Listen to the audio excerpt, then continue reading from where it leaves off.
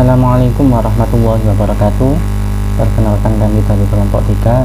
Di sini kami akan menjelaskan tentang landasan bimbingan konseling. Yang pertama ada landasan filosofis. Landasan filosofis ini merupakan landasan yang dapat memberikan arahan dan pemahaman khususnya bagi konselor dalam melaksanakan setiap kegiatan bimbingan dan konseling yang lebih bisa dipertanggungjawabkan secara logis, etis maupun estetis.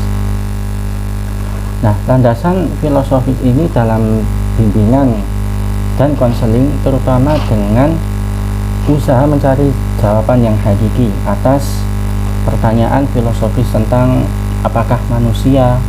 Untuk menemukan jawaban di atas pertanyaan filosofis tersebut tentunya tidak dapat dilepaskan dari berbagai aliran filsafat yang ada, mulai dari filsafat klasik sampai dengan filsafat modern dan bahkan filsafat postmodern.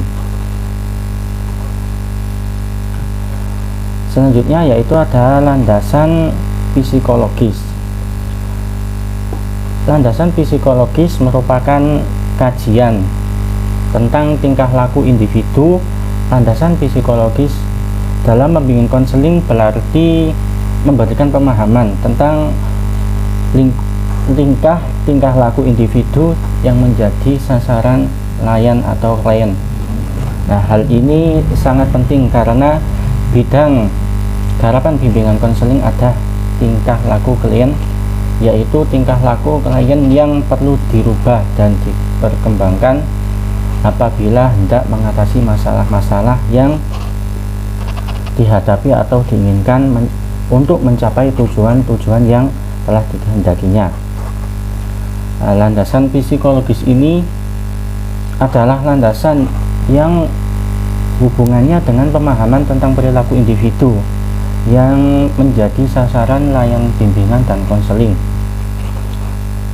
Nah, di sini ada beberapa kajian psikologi yang perlu kita kuasai oleh konselor adalah tentang yang pertama yaitu motif dan motivasi.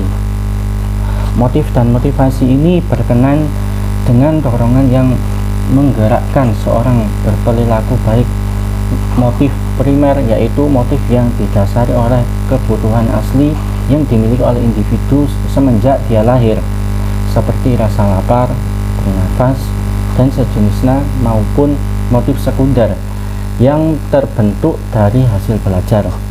Nah, seperti rekreasi, memperoleh pengetahuan dan keterampilan. Hasil belajar seperti rekreasi dan lain-lain tentu dan sejenisnya. Dan yang kedua yaitu pembawaan dan lingkungan. Nah, pembawaan dan lingkungan ini berkenan dengan faktor-faktor yang membentuk dan mempengaruhi perilaku individu. Pembawaan yaitu segala sesuatu yang dibawa sejak lahir, merupakan hasil dari keturunan atau mencakup aspek fisiko atau fisik seperti struktur otot, warna kulit, golongan darah, bakat, kecerdasan, dan ciri-ciri kepribadian tertentu. Pembawaan pada dasarnya bersifat potensial yang perlu dikembangkan untuk mengoptimalkan dan mewujudkan bergantung pada lingkungan di mana individu itu berada. Pembawaan dan lingkungan setiap individu akan berbeda. Dan yang ketiga, perkembangan individu. Nah, perkembangan individu dengan proses tumbuh dan berkembangnya individu yang merentak sejak masa konsepsi hingga akhir hayatnya, diantaranya meliputi aspek fisik dan psikomotorik, bahasa, dan kognitif atau kecerdasan moral dan sosial. Dan yang keempat yaitu belajar. Belajar merupakan salah satu konsep yang amat mendasar dari psikologi. Manusia belajar untuk hidup. Tanpa belajar, seseorang tidak akan dapat mempertahankan dan mengembangkan dirinya. Dan dengan belajar, manusia maupun budayanya berbudaya dan mengembangkan harkat kemanusiaannya. Mampu berbudaya. Inti perbuatan belajar adalah upaya yang menguasai sesuatu yang baru dengan memanfaatkan yang sudah ada pada individu tersebut. Nah, penguasaan yang baru itulah bertujuan untuk mencapai sesuatu yang baru. Itulah tanda-tanda perkembangan baik dalam aspek kognitif, afektif maupun psikomotor atau keterampilan. Selanjutnya yaitu kepribadian. Nomor 5 yaitu kepribadian. Dalam suatu penelitian perpustakaan yang dilakukan oleh Gordon, Alford, Calvin, Eshal, dan Garden Lixley pada tahun 2005 menemukan hampir 50 definisi tentang kepribadian yang berbeda-beda. Berangkat dari studi yang dilakukannya, akhir dia menemukan satu rumusan tentang kepribadian yang dianggap lebih lengkap. Ya, menurut pendapat dia bahwa kepribadian adalah organisasi dinamis dalam diri individu sebagai sistem psiko-fisik yang menentukan caranya caranya yang unik dalam menyampaikan diri tersebut terhadap lingkungannya. Yaitu yang keenam, yang terakhir, yaitu landasan sosial budaya. Landasan sosial budaya ini merupakan landasan yang dapat memberikan pemahaman kepada konselor tentang dimensi kesosialan dan dimensi kebudayaan sebagai faktor yang mempengaruhi terhadap perilaku individu. Seorang individu pada dasarnya itu merupakan produk lingkungan sosial budaya di mana ia hidup. Sejak lahirnya ia sudah dididik dan dibelajar untuk mengembangkan pola-pola perilaku sejalan dengan tentunya sosial budaya. Sejak lahir ia sudah dididik dan dibelajarkan untuk mengembangkan pola-pola perilaku sejalan dengan tuntunan budayanya yang ada di sekitarnya. Kegagalan dalam memenuhi ketentuan sosial budaya yang ada di sekitarnya dapat mengakibatkan tersingkir dari lingkungannya. Nah, sekian dari penjelasan saya. Untuk selanjutnya akan dilanjutkan oleh teman saya. Nah, yang ketiga yaitu landasan sosial budaya. Landasan sosial budaya merupakan landasan yang dapat memberikan pemahaman kepada konselor tentang dimensi kesosialan dan dimensi kebudayaan sebagai faktor yang mempengaruhi terhadap perilaku individu.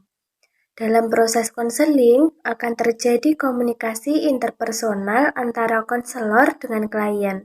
Yang mungkin antara konselor dan klien memiliki latar belakang sosial dan budaya yang berbeda. Kurangnya penguasaan bahasa yang digunakan oleh pihak-pihak yang berkomunikasi dapat menimbulkan kesalahpahaman. Lingkungan sosial budaya yang melatar belakangi dan melingkupi individu berbeda-beda, sehingga menyebabkan perbedaan pula dalam proses pembentukan perilaku dan kepribadian individu yang bersangkutan. Nah, apabila perbedaan dalam sosial budaya ini tidak dijembatani, maka tidak mustahil akan timbul konflik internal maupun eksternal yang pada akhirnya dapat menghambat terhadap proses perkembangan pribadi dan perilaku individu yang bersangkutan dalam kehidupan pribadi maupun sosialnya. Yang keempat yaitu landasan agama atau religius. Landasan religius dalam bimbingan konseling merupakan dasar yang paling penting dalam menghadapi suatu permasalahan, terutama yang berhubungan dengan kejiwaan. Maka perlu adanya kemampuan yang optimal bagi seorang konselor dalam hal keagamaan. Karena konselor tidak selalu bertujuan mempengaruhi logika dan psikologis konseli saja, tetapi konselor perlu juga mempengaruhi spiritual konseli sesuai dengan ajaran agamanya. Pembahasan landasan religius ini terkait dengan upaya mengintegritaskan nilai-nilai agama dalam proses bimbingan dan konseling. Melalui pendekatan agama, seorang konselor akan mampu mengatasi permasalahan apapun yang dihadapi klien, karena agama mengatur bagaimana supaya hidup dalam ketentraman batin atau jiwa. Terkait dengan maksud tersebut, maka konselor dituntut memiliki pemahaman tentang hakikat manusia menurut agama dan peranan agama dalam kehidupan umat manusia. Nah, dalam landasan religius BK diperlukan penekanan pada 3 hal pokok. Yang pertama, keyakinan bahwa manusia dan seluruh alam adalah makhluk Tuhan. Yang kedua, sikap yang mendorong perkembangan dan peri kehidupan manusia berjalan ke arah dan sesuai dengan kaidah-kaidah agama. Yang ketiga, upaya yang memungkinkan perkembangan dan dimanfaatkannya secara optimal suasana dan perangkat budaya serta kemasyarakatan yang sesuai dengan kaidah-kaidah agama untuk membentuk perkembangan dan pemecahan masalah individu. Yang selanjutnya yaitu landasan pedagogis. Bimbingan dan konseling itu identik dengan pendidikan. Artinya, ketika seseorang melakukan praktik bimbingan dan konseling berarti ia sedang mendidik. Dan begitu pula sebaliknya. Landasan pedagogis dalam layanan bimbingan dan konseling ditinjau dari 3 segi. Yang pertama yaitu pendidikan sebagai upaya pengembangan individu. Bimbingan merupakan bentuk upaya pendidikan. Pendidikan adalah upaya memanusiakan manusia. Seseorang bagi manusia hanya akan dapat menjadi manusia sesuai dengan tuntutan budaya hanya melalui pendidikan. Tanpa pendidikan bagi manusia yang telah lahir itu tidak akan mampu memperkembangkan dimensi keindividualinya, kesosialisasinya, kesosialaannya, dan keberagamannya. Integrasi bimbingan dan konseling dengan pendidikan juga tampak dari dimasukkannya secara berkesinambungan berbagai program pelayanan bimbingan dan konseling ke dalam program-program sekolah dan madrasah. Yang ketiga, yaitu pendidikan sebagai inti proses bimbingan konseling, yaitu indikator utama yang menandai adanya pendidikan ialah peserta didik yang terlibat di dalamnya menjalani proses belajar dan kegiatan bimbingan konseling bersikap normatif.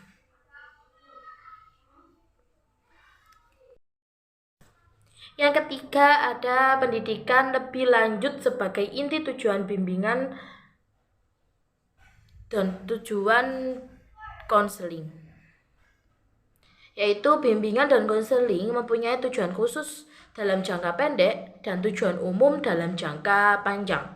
Mengutip pendapat Crow and Crow, Prayitno dan Herman Admin menyatakan bahwa tujuan khusus dalam pelayanan bimbingan dan konseling ialah membantu individu memecahkan masalah-masalah yang dihadapinya, sedangkan tujuan umum ialah bimbingan itu sendiri. Berikutnya yaitu landasan ilmiah dan teknologi, yaitu IMTEK. Landasan ilmiah dalam bimbingan dan konseling memberikan isyarat bahwa praktik bimbingan dan konseling harus dilaksanakan atas dasar keilmuan. Maksudnya ialah siapapun yang berada di dalam dunia bimbingan dan konseling harus memiliki ilmu tentang bimbingan dan konseling. Nah, pelayanan bimbingan dan konseling merupakan kegiatan profesional yang memiliki dasar-dasar keilmuan, baik yang mencakup teorinya, pelaksanaan kegiatannya, maupun pengembangan layanan itu secara berkelanjutan. Yang pertama ada keilmuan bimbingan dan konseling. Layanan bimbingan dan konseling merupakan kegiatan profesional yang memiliki dasar-dasar keilmuan, baik yang mencakup teori, praktek, ataupun yang lainnya. Pengetahuan tentang bimbingan dan konseling disusun secara logis dan sistematis. Selayaknya ilmu-ilmu yang lain, ilmu bimbingan dan konseling ini memiliki objek kajian sendiri dengan menggunakan berbagai metode seperti pengamatan, wawancara, analisis, dokumen, dan lain-lainnya. Dan objek kajian bimbingan dan konseling ialah apa? Yaitu upaya bantuan yang itu diberikan kepada individu yang mengacu pada keempat fungsi pelayanan, yaitu fungsi pemahaman, pencegahan, pengatasan, dan pemeliharaan atau pengembangan. Kedua yaitu ada peran ilmu lain dan teknologi dalam bimbingan dan konseling. Yaitu bimbingan dan konseling merupakan ilmu yang bersifat multireferensial, yang artinya ilmu dengan rujukan berbagai ilmu yang lain. Beberapa disiplin ilmu lain telah memberikan sumbangan bagi pengembangan teori praktek bimbingan dan konseling. Misalnya ilmu statis dan evaluasi pengembangan pemahaman dan teknik-teknik pengukuran dan evaluasi karakteristik individu. Biologi memberikan pemahaman tentang kehidupan kejasmanian individu, psikologi, ilmu pendidikan, filsafat, dan lain sebagainya. Beberapa konsep dan disiplin ilmu tersebut telah diadopsi untuk kepentingan pengembangan bimbingan dan konseling, baik dalam mengembangkan teori maupun prakteknya. Yang ketiga ada pengembangan bimbingan konseling melalui penelitian.